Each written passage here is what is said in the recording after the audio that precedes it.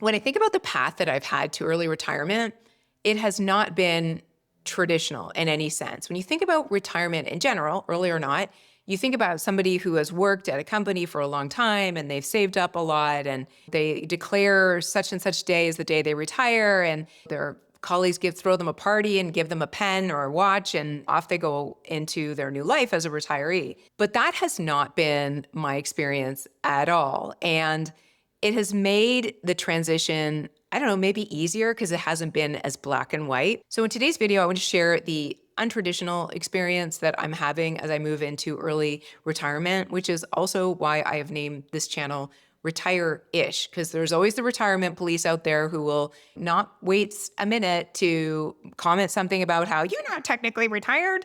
And they would be right. I am retire-ish, and I might always be that way because I just don't do things normally.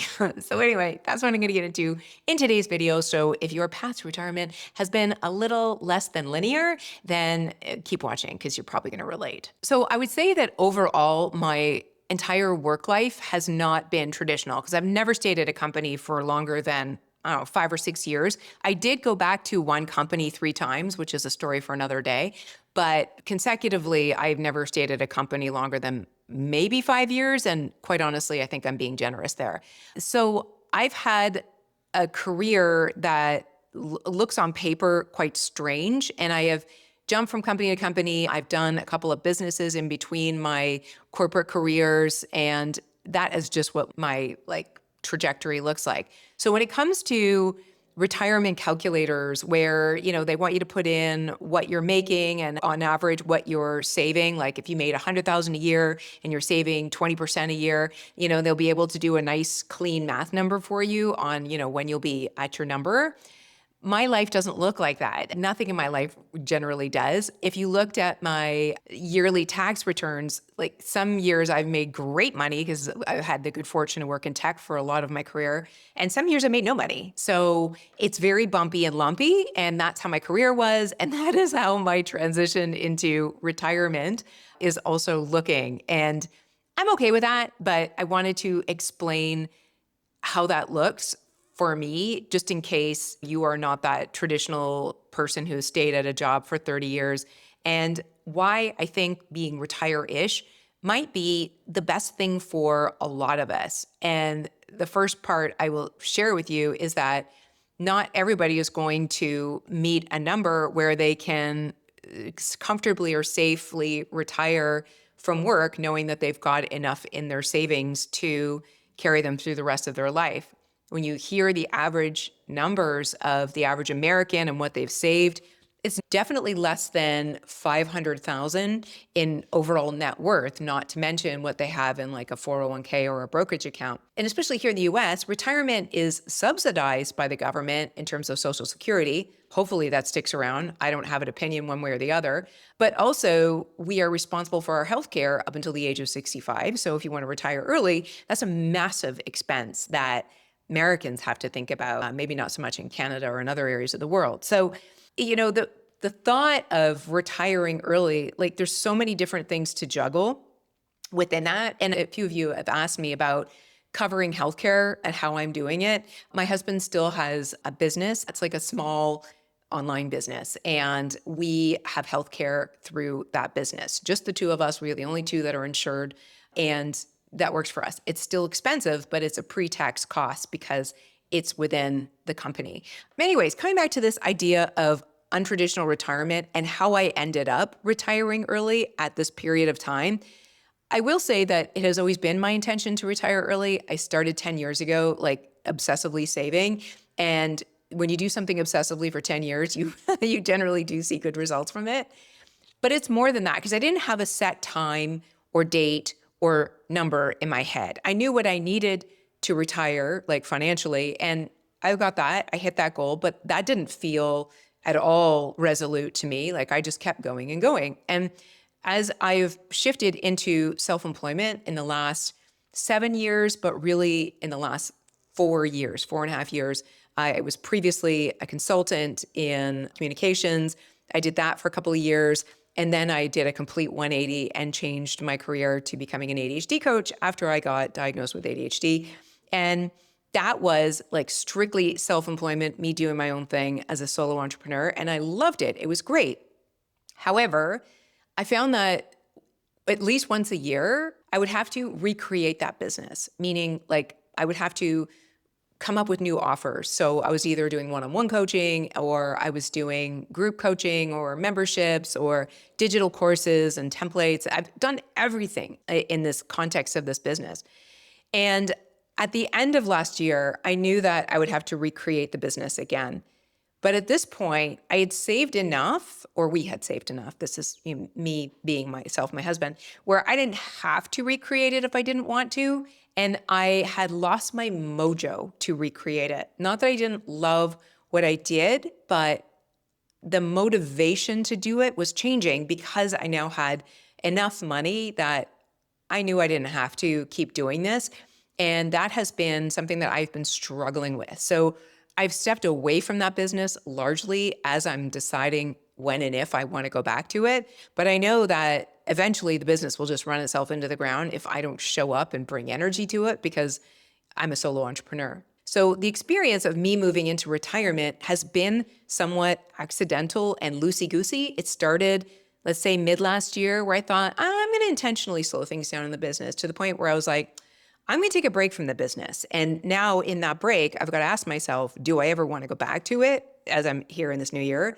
And I don't know what the answer is to that. Most likely, no, but I haven't completely moved away from it yet. So that has been my experience with being retire-ish. I'm dipping a toe in. I know I could pull back out if I wanted to and just pick up where I stopped with this business, or start something entirely new if I wanted to. I know that those are skills that I could bring forward into any new business if I wanted to, but the lines have been very blurred for me. And that's been both a blessing and a weird experience, because retiring early is a weird experience in general. But it's also a blessing that I have this business that I can allow to occupy as much time as I want it to in the future, just as, something as a recreational hobby if I wanted to.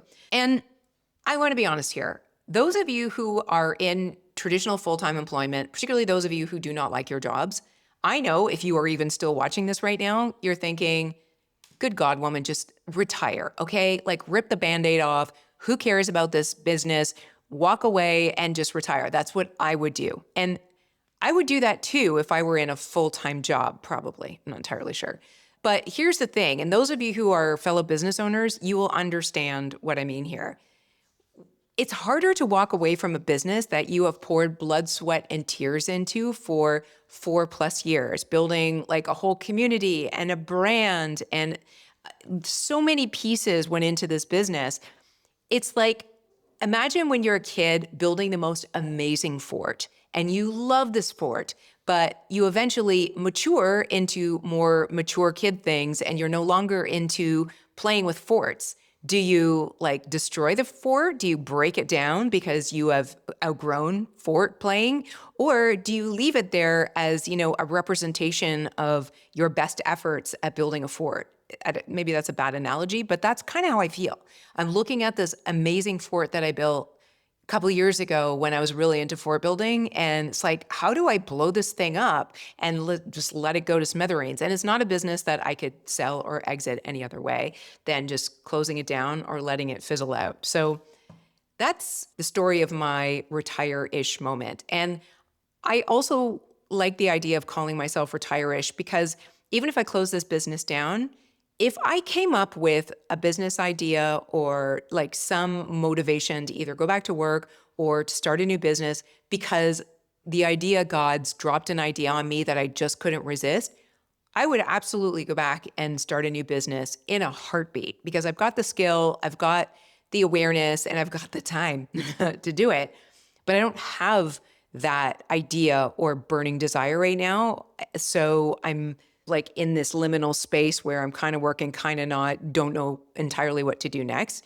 And that is what I'm celebrating here on this channel, this idea of maybe taking experimental retirements, which is something that Tim Ferriss always advised people do, like retire every year and see how it feels. See if the life you've built for yourself can run without you, which I don't necessarily know what the point of that is. But see if you want to explore being retired, even just for a year or so. I do strongly believe that our best years are our earlier years of getting older, meaning I think our best years are our 50s, maybe our 60s if we're lucky and we've taken care of ourselves and we have good, health genes and good luck.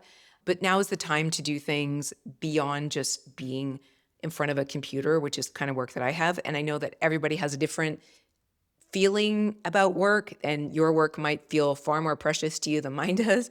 But that is where I'm at. That is why I'm calling this channel Retireish.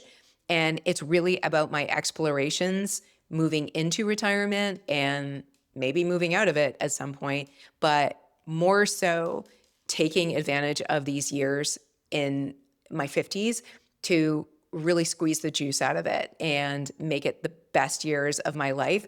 I know for me, as I talked about at the top of this video, traditional anything doesn't really like jive for me, but the idea of a traditional retirement certainly doesn't jive for me, where, you go directly from work into, I don't know, what do we think of when we think of traditional retirement? We think of lazy boy chairs and, sitting watching TV all day. Like, at least that's what the media feeds us. And that is not what my retirement is going to look like, and in any way whatsoever. And that's what I plan to share more of as I keep going. So on that note, thanks for listening to this. That is why this channel is called Retireish. And if there's anything in particular you want me to cover, I'm happy to do that. I would love to hear what you want to know more about or what you want to see more about. I want to know if you are in that place where you're saving for retirement and you're using content like this as motivation.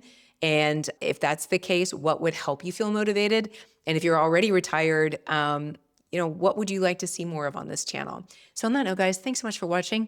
I'll see you in the next one. Bye.